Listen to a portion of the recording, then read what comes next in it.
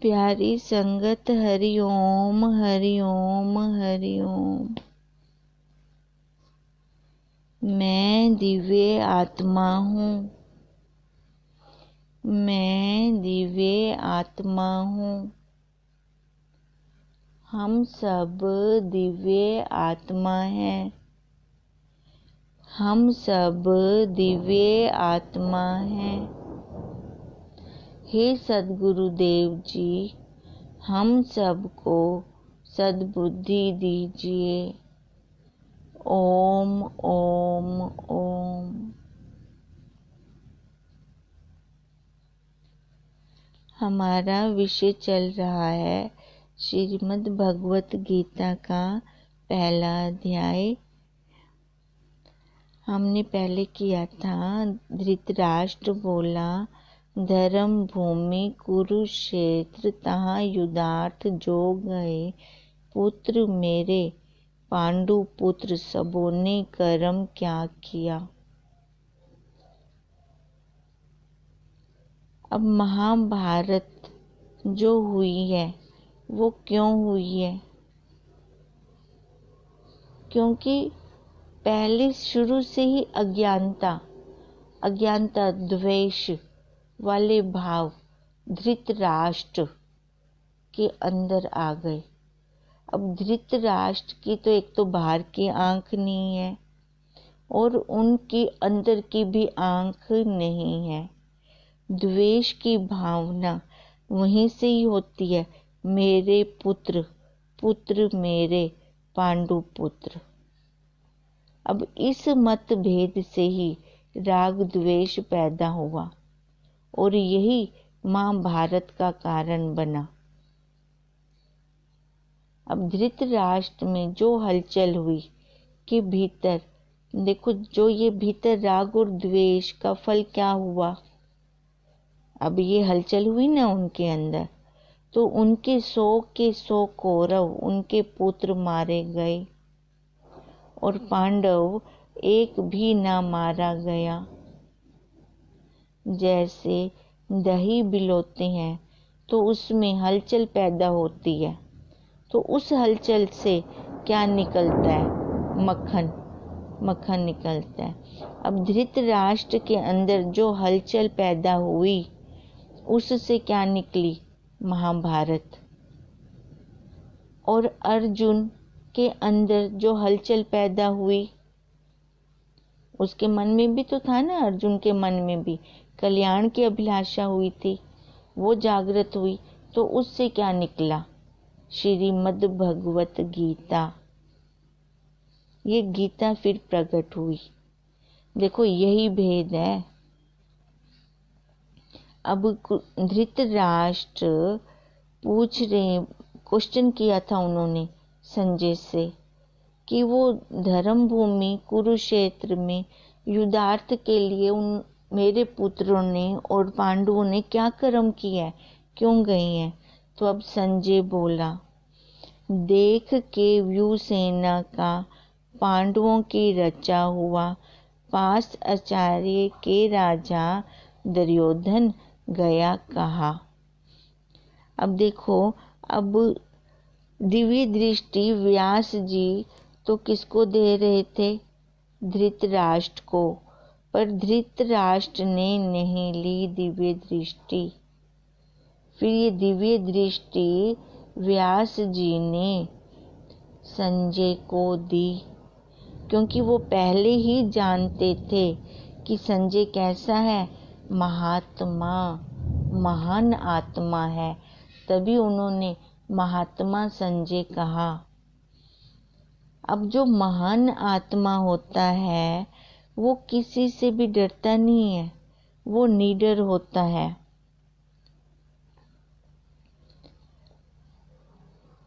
अब संजय कहता है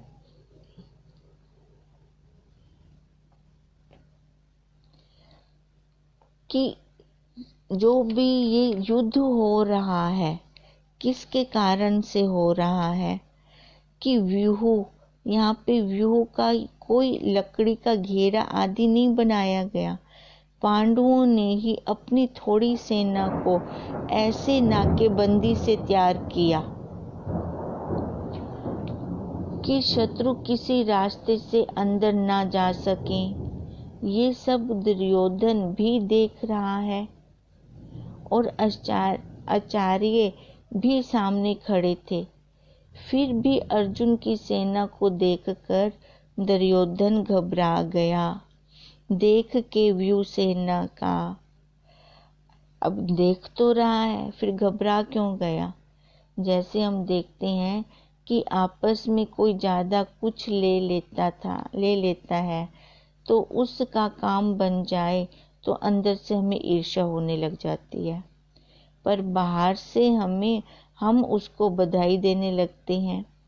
हमें जितना मिला है उसमें संतोष नहीं होता। जैसे खाली कमरा है तो कहते हैं सोफा हो, पर्दे हो, पर जब धोने पड़ते हैं फिर देखो उस टाइम हमारा क्या हाल होता है, फिर ये दिल कांपता है। इसी तरह ये व्यू चक्र हमारे सामने है। अब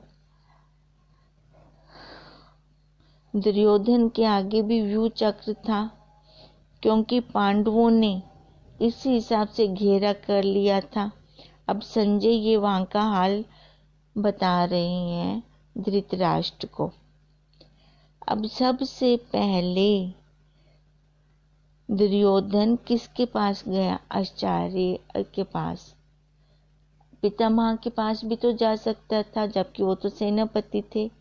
उनके पास नहीं गया क्योंकि वहां पर उसको लगा कि पितामह तो हमारे घर के हैं, मैं तो उनको वैसे ही खुश कर लूंगा।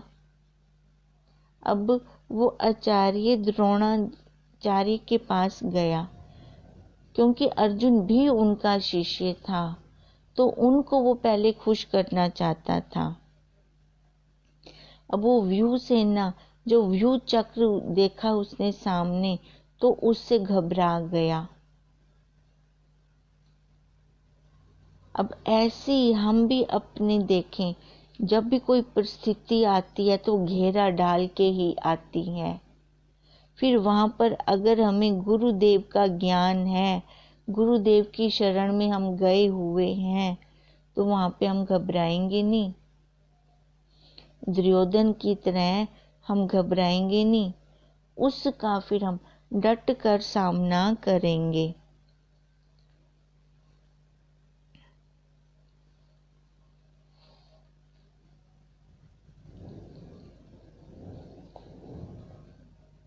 हे आचार्य, लखो सेना पांडवों की विशाल, ये तुम्हारे शिष्य ने व्यूह रचा द्रुपद पुत्र ने। पांडवों की सेना को देखकर दुर्योधन घबरा गया और अपने गुरु द्रोणाचार्य के पास गया, जबकि सेना का संचालन सेनापति तो पितामह थे, भीष्म जी थे, वही कर रहे थे संचालन सेना का। द्रोण कौरवों पांडवों दोनों के गुरु हैं द्रोणाचार्य जी। फिर भी दुर्योधन उन्हें व्यंग कसते हुए कहता है, तुम्हारे शिष्य ने व्यूह रचा।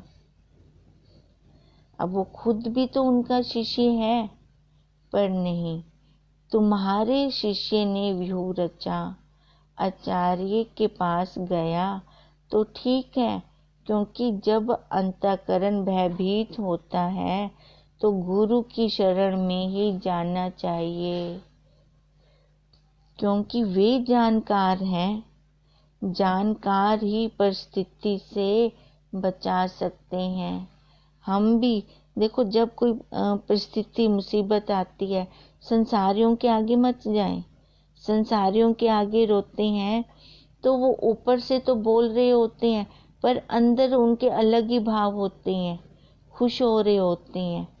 तो इससे अच्छा है कि अपने गुरुदेव के पास उनकी शरण में बैठकर ही अपनी जो भी हमें प्रॉब्लम आ रही है जीवन में वही बोले, उनको ही सुनाए।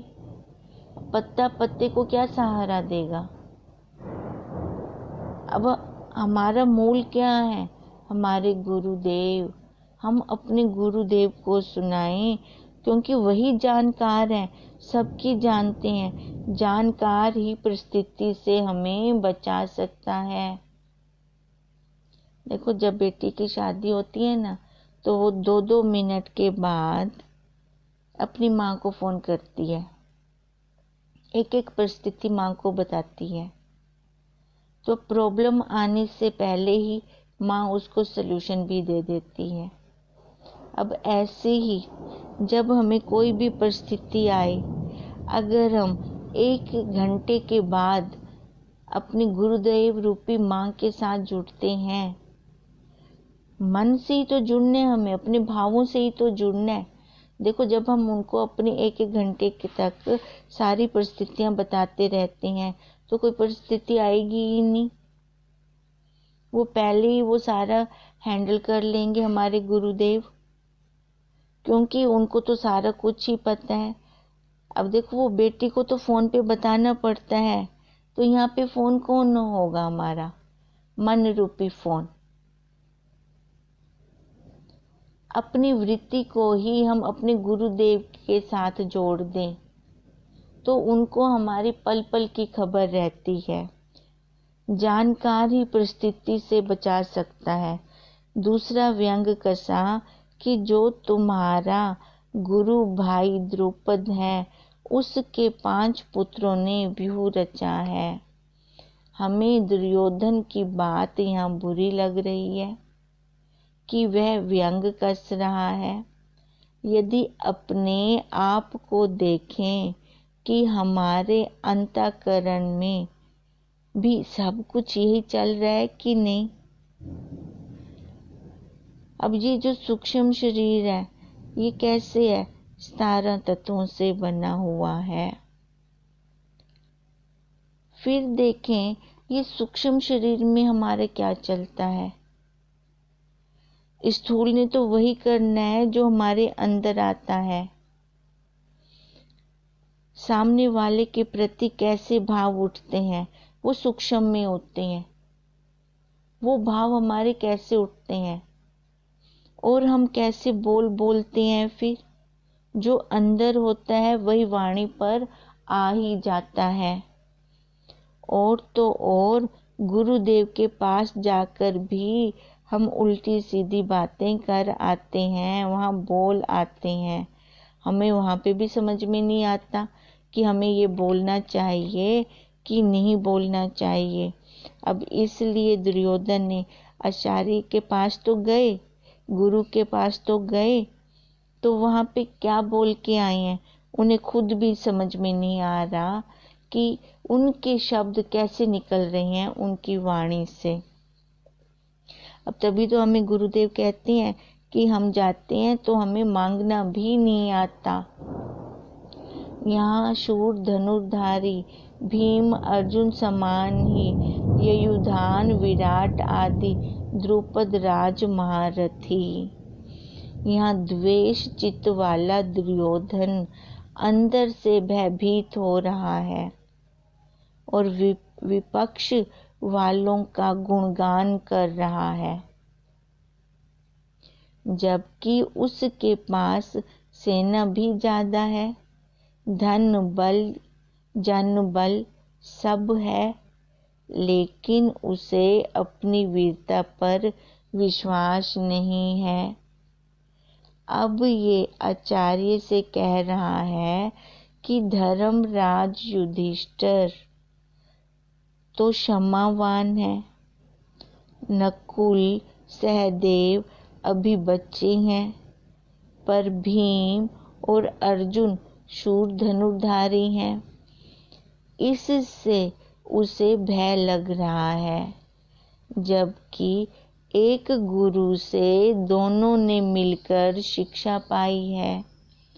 इन सब का मूल है अविद्या, अज्ञान, अपने मूल को ना जानना, स्थूल सूक्ष्म दोनों का जो तीसरा कारण शरीर है, अर्थात स्थूल सूक्ष्म को जो कारण है, स्थूल सूक्ष्म का जो कारण है, ये क्यों लेके बैठे हैं हम ये शरीर?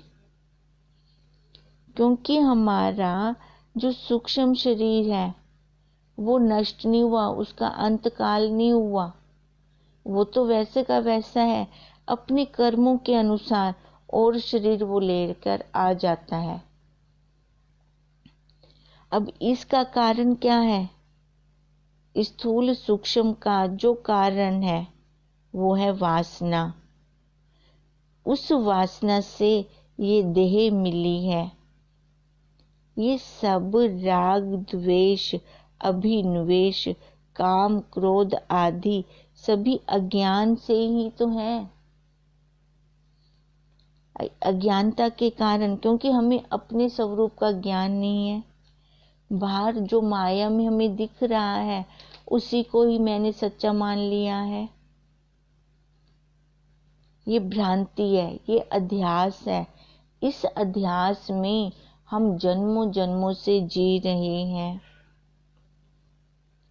दुर्योधन इन सब में फंसा हुआ अपने विपक्षी दलों के गुण गा रहा है।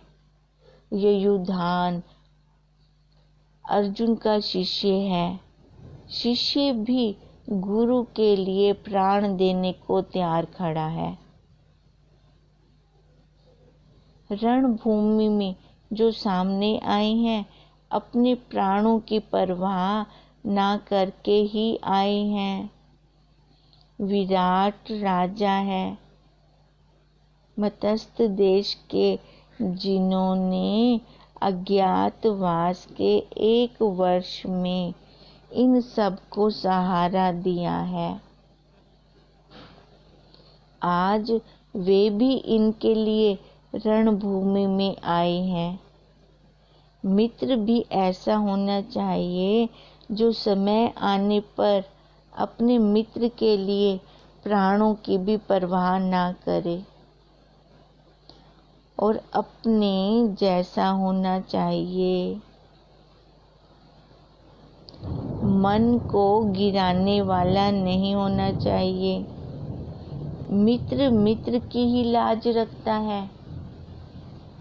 जैसे बहू बेटी हमारे घर की लाज है, शिष्य गुरु की लाज होते हैं। वो कैसे? अगर हम कोई गलत काम करते हैं तो सिखाने वाले का नाम ही तो आता है ना आगे। अगर हमारी बहन घर की बातें बाहर फैलाए तो हमें अच्छा नहीं लगता। ऐसे ही हम अपने गुरुदेव संत शिरोमणि की लाज हैं। अगर आपस में ही हम अपने आश्रम की बातें बाहर करते रहेंगे, फैलाते रहेंगे, या गुरु बहनों से द्वेष करेंगे तो हमारे सत्संग पर बात आती है कि ये कौन से गुरु के शिष्य हैं। इसलिए गुरुदेव की पत रखते हुए हमें प्यार से रहना चाहिए। जैसे पिता चाहते हैं कि मेरे पुत्र मेरे से भी बढ़कर हों, ऐसे ही गुरुदेव भी चाहते हैं कि मेरे शिष्य मेरे से भी बढ़कर हों। इससे अर्जुन अकेले ही गुरु सेना के साथ लड़ रहे हैं। गुरु सेना के साथ अकेले ही, क्योंकि उनको अपने गुरु की लाज रखनी है।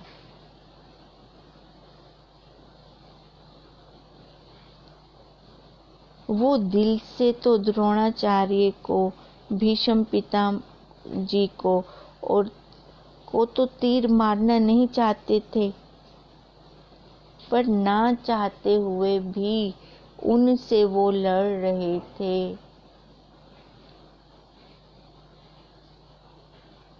चित्त से वे अर्जुन को आशीर्वाद ही दे रहे थे। जैसे हम चाहते हैं कि हमारे बच्चे फले फूलें तरक्की करें, ऐसे ही गुरु भी शिष्य की व्यूह रचना देखकर अंदर से प्रसन्न हो रहे हैं। पर दुर्योधन जो देह से गुरु के समीप खड़ा है, पर चित्त से अर्जुन गुरु के पास है। क्यों? क्योंकि दुर्योधन के अंदर राग द्वेष है, मल है। अब जिनके अंदर मल होता है वो गुरु के सानिध्य को नहीं प्राप्त कर सकते। पास रहते हुए भी वो गुरु से बहुत दूर है। देखिए यहाँ पे अंतर आ जाता है। गुरुदेव कहते हैं जो पास में शिष्य रहते हैं ना, वो पतन की तरफ भी बहुत जल्दी को गिर सकते हैं, क्योंकि गुरु में उनकी श्रद्धा नहीं रहती। वो गुरु को भी अपने जैसा हाथ पैर वाला ही मान लेते हैं। अब आकार है तो व्यवहार तो चलेगा, वहां पर श्रद्धा डगमगा जाती है। फिर उनके मन में भी अपने गुरुदेव के प्रति मल आना शुरू हो जाता है। जहाँ शिष्य के मन में मल आना शुरू हुआ, वहीं से उसका पतन भी शुरू हो गया। अब ऐसे दुर्योधन गुरु के पास खड़े हैं, पर उनके चित्त के पास नहीं है। वो दुर्योधन उन्हें व्यंग कसते हुए बोल रहा है। वो अपने मन की चित्त की विक्षेपता को निकाल रहा है, और गुरुदेव देखो चुपचाप सुन रहे हैं। यही संतों की महानता होती है।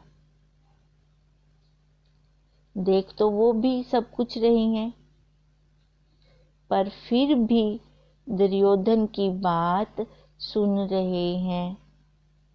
वो पांडवों की सेना के महारथी शूरवीर गिनवाकर अब उन्हें अपनी सेना की ओर दिखा रहा है।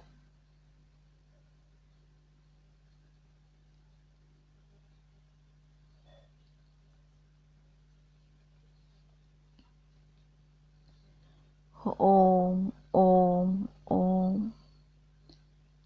इस प्रसंग को कल हम फिर आगे लेते हैं। हमारा होमवर्क भी यही है कि हम भी अपनी वृत्तियों को देखें कि हमारी वृत्तियां दुर्योधन की जैसी तो नहीं है, धृतराष्ट्र के जैसी तो नहीं है। अगर हम अपनी वृत्तियों को देखेंगे तभी हम अपने अंतःकरण में सफाई कर सकेंगे। अंतःकरण में जो मल राग द्वेष आता है उसको हम बाहर निकाल सकेंगे। ओम ओम ओम। ओम तम नमामि हरिं परम। ओम तम नमामि हरिं परम। ओम तम नमामि हरिं परम। ब्रह्म स्वरूप गुरुदेव के चरणों में कोटि कोटि नमन।